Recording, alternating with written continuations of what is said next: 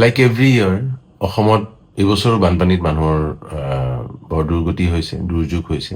মানুহে ঘৰ হেৰুৱাইছে, প্ৰাণ হেৰুৱাইছে। কিন্তু এইবাৰৰ বানপানীটো আৰু অকণমান ভয়াৱহ ৰূপ এটা লৈছে, কাৰণ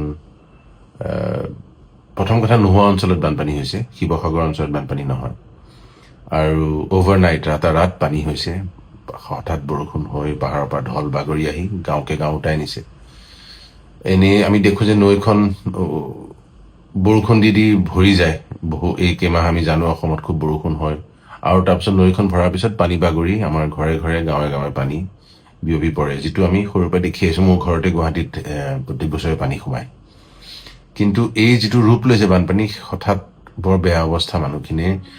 আমি খবৰ লৈছোঁ, ফোনৰ কানেকশ্যন নাই, ইলেক্ট্ৰিচিটি নাই, খোৱা পানী নাই, এনেকুৱা হৈছেগে। কিন্তু এতিয়া সাহায্য মানুহে পঠিয়াইছে যথেষ্ট, আৰু বান বিভাগৰ পৰা গম পাইছোঁ যে বান বিভাগে সাহায্য যথেষ্ট গোট খাইছে। কিন্তু তেওঁলোকৰ প্ৰব্লেম হৈছে যে পঠিয়াব কেনেকৈ সেই জেগাবোৰ যেনেকুৱা অৱস্থা। কিন্তু কিছুমান জেগাত ৰিলিফ কেম্প বনাইছে। গতিকে আমি এটা কথা গম পালোঁ, কি দৰকাৰ চেষ্টা কৰিছিলোঁ, যে মানুহখিনিৰ খোৱা বোৱা যোগান ধৰিছে মানুহে, যদিও সৰু ল'ৰা ছোৱালীখিনি, একেবাৰে শিশুখিনি, কণমানি শিশুখিনিক খুৱাবলৈ, তাত খানা বনাবলৈ সেইটো এটা অসুবিধা হৈছে। গতিকে আমি ইনষ্টেণ্ট বেবী ফুড যিটো দৰকাৰ হৈছে, তাৰ কাৰণে আমি যোগাৰ কৰি আছোঁ যিমান পাৰোঁ। সেই অঞ্চলটো মই মেছেজটো কৰিলোঁ যে সেই অঞ্চলটো বিশেষকৈ শিৱসাগৰ, চৰাইদেউ আৰু যোৰহাটৰ ওচৰে পাঁজৰে অঞ্চলৰ যিখিনি, যদি ডেকা ল'ৰা ছোৱালীখিনি তোমালোকে যদি কোনোবাই ভলেণ্টিয়াৰ কৰিব খোজা, ৰিলিফ কেম্পখিনিলৈ আমি পঠিয়াব খুজিছোঁ instant child food. Like every year অসমত এইবছৰ বানপানীত মানুহৰ বৰ দুৰ্গতি হৈছে, দুৰ্যোগ হৈছে। মানুহে ঘৰ হেৰুৱাইছে, প্ৰাণ হেৰুৱাইছে। কিন্তু এইবাৰৰ বানপানীটো আৰু অকণমান ভয়াৱহ ৰূপ এটা লৈছে, কাৰণ প্ৰথম কথা, নোহোৱা অঞ্চলত বানপানী হৈছে, শিৱসাগৰ অঞ্চলত বানপানী নহয়। আৰু অভাৰনাইট, ৰাতাৰাত পানী হৈছে।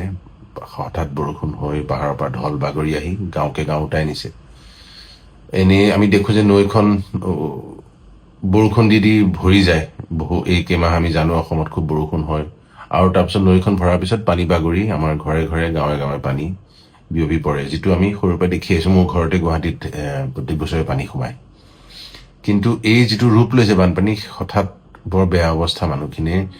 আমি খবৰ লৈছোঁ, ফোনৰ কানেকশ্যন নাই, ইলেক্ট্ৰিচিটি নাই, খোৱা পানী নাই, এনেকুৱা হৈছেগে। কিন্তু এতিয়া সাহায্য মানুহে পঠিয়াইছে যথেষ্ট, আৰু বান বিভাগৰ পৰা গম পাইছোঁ যে বান বিভাগে সাহায্য যথেষ্ট গোট খাইছে। কিন্তু তেওঁলোকৰ প্ৰব্লেম হৈছে যে পঠিয়াব কেনেকৈ সেই জেগাবোৰ যেনেকুৱা অৱস্থা। কিন্তু কিছুমান জেগাত ৰিলিফ কেম্প বনাইছে। গতিকে আমি এটা কথা গম পালোঁ, কি দৰকাৰ চেষ্টা কৰিছিলোঁ, যে মানুহখিনিৰ খোৱা বোৱা যোগান ধৰিছে মানুহে, যদিও সৰু ল'ৰা ছোৱালীখিনি, একেবাৰে শিশুখিনি, কণমানি শিশুখিনিক খুৱাবলৈ, তাত খানা বনাবলৈ সেইটো এটা অসুবিধা হৈছে। গতিকে আমি ইনষ্টেণ্ট বেবী ফুড যিটো দৰকাৰ হৈছে, তাৰ কাৰণে আমি যোগাৰ কৰি আছোঁ যিমান পাৰোঁ। সেই অঞ্চলটো মই মেছেজটো কৰিলোঁ যে সেই অঞ্চলটো বিশেষকৈ শিৱসাগৰ, চৰাইদেউ আৰু যোৰহাটৰ ওচৰে পাঁজৰে অঞ্চলৰ যিখিনি, যদি ডেকা ল'ৰা ছোৱালীখিনি তোমালোকে যদি কোনোবাই ভলেণ্টিয়াৰ কৰিব খোজা, ৰিলিফ কেম্পখিনিলৈ আমি পঠিয়াব খুজিছোঁ ইনষ্টেণ্ট চাইল্ড ফুড।